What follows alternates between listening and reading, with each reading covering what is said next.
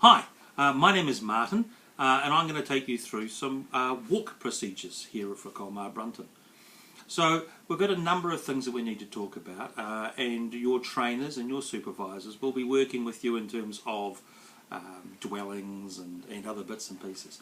These sets of videos are purely looking at how to walk the walk. If you can walk the walk correctly and get the right houses to knock on, you're 3/4 of the way there. Okay? So, this is how to walk the walk. Now when we say a walk pattern, it refers to the houses that we knock on. Do we knock on every single house when we go around? Do we knock on every single house in a zigzag pattern? Do we walk to the right? Do we walk to the left? Do we skip 2 houses and then knock on a house? So each job has a specific walk pattern about how many houses you will skip, how many houses you will knock on, and if you're walking to the right or the left. Now for the purposes of these videos we are going to concentrate on the establishment walk patterns, and specifically the establishment urban walk pattern. So the establishment urban walk pattern is knock on a house, skip 3, knock on the next one. Skip 3, knock on the next one. So you're knocking on 1 in every 4 houses.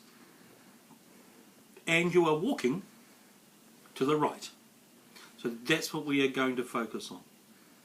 Now the first thing we're going to do is we're going to talk about jargon, because your supervisors and your trainers and your briefing people are going to be talking about all sorts of things that you might not understand. And it's really important that we're all on the same page. So first off, here are some maps. Now that is a map of New Zealand. Woohoo! Now New Zealand is called a territory in terms of Colmar Brunton. And New Zealand's territory is broken up into 20 or so big areas. Okay? Those areas are then broken up into smaller bits called mesh blocks. So you have the territory, bigger hunks, smaller maps.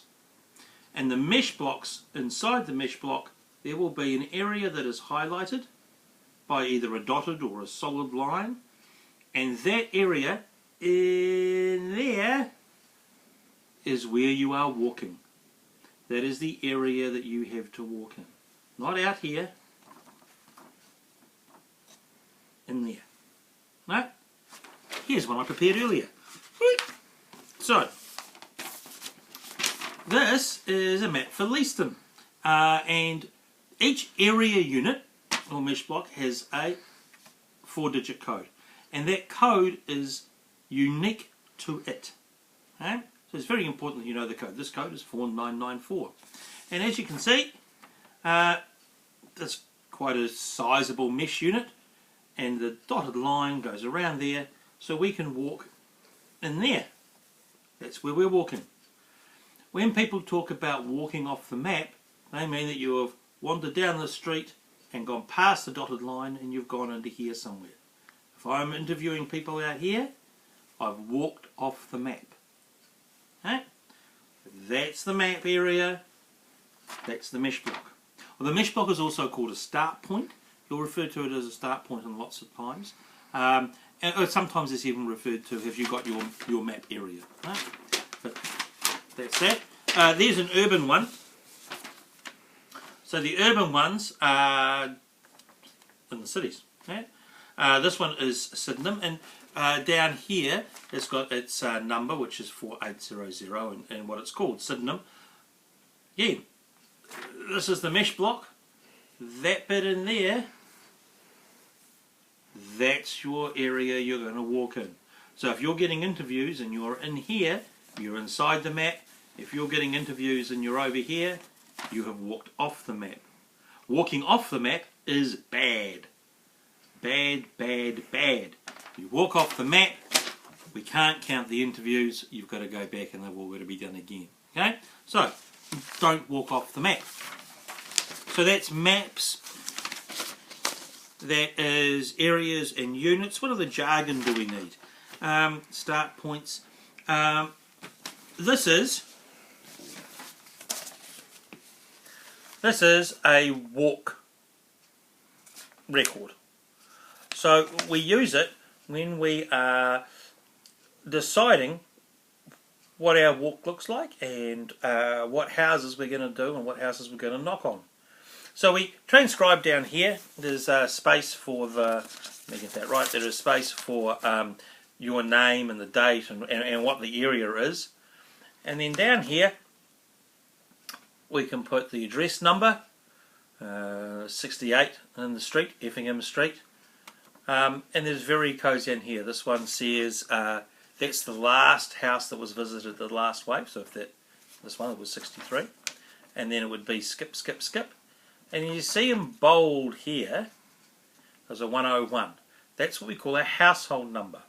Now the household number is not the street number, because 101 relates to 55 Effingham Street on this line.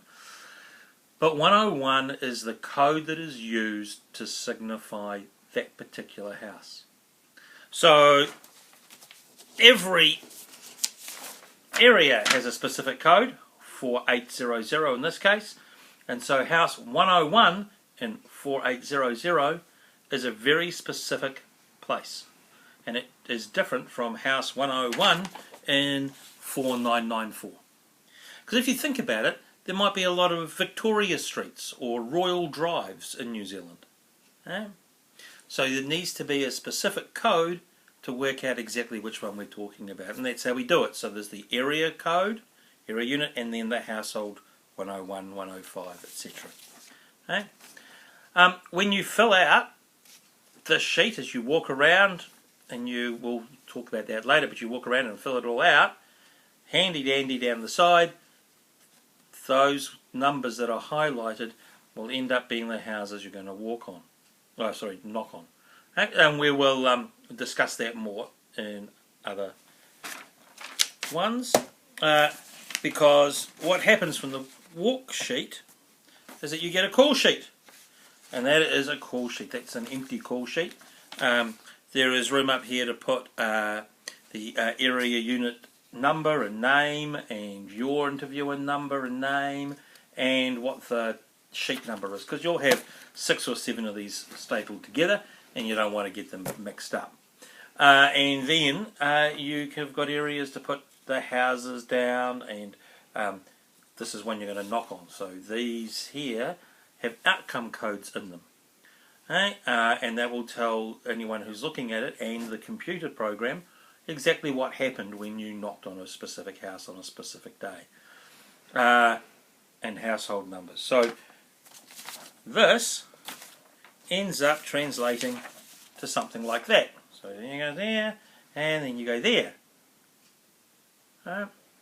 And the call sheet's really important, because that's what gets handed around to the interviewers. You might not be interviewing at that particular place all the time. You might have to give it to James to go out and do some. Okay? And James needs to be able to pick this up, look at it, and be able to understand what's written there. So that's call sheets, walking sheets. We'll talk more about those later. We've talked about maps. Other things that we'll talk about are hit rate and response rate. So hit rate is the number of interviews per hour we think you're going to get when you're out doing the job. And it can be changed quite a bit, because if you've got a 2-minute interview that doesn't require very much, you're going to get a whole lot of those in an hour. But if the interview's going to take 45 minutes, you're not going to get very many of them every hour. Right? So it varies because of that. Response rate is really important. So response rate is how many people actually give us the interview, how much data do we get that we could, and the percentage that we could possibly have got. So simple way to think of it, we knock on 100 houses and we talk to 100 different people, and all those people are able to do the interview.